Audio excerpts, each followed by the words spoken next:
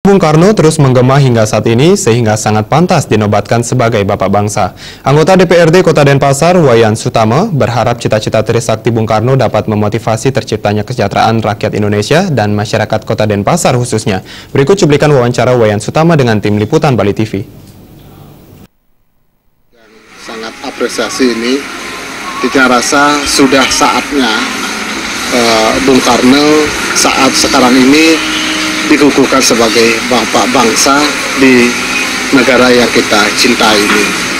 Dia secara pribadi sangat mengagumi beliau, terutama dari semangat, cita-cita, ide dan perjuangan beliau yang dalam hal ini patut kita jadikan satu dasar di dalam kita melakukan sesuai dengan fungsi tugas kita yang harus kita gelorakan.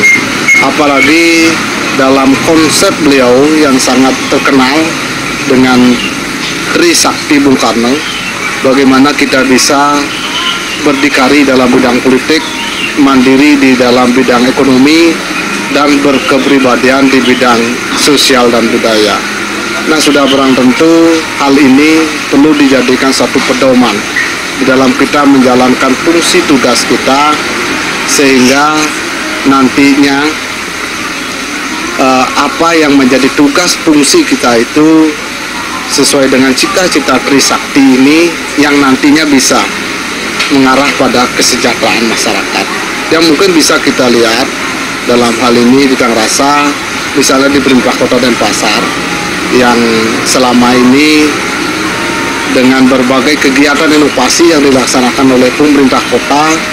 Nah, mudah-mudahan memang tujuannya yang menjadi dasar pelaksanaan kegiatan itu adalah Trisakti Bung Karno, sehingga kesejahteraan masyarakat ini betul-betul bisa ditingkatkan. Bangsa Indonesia dengan ini menyatakan kemerdekaan Indonesia.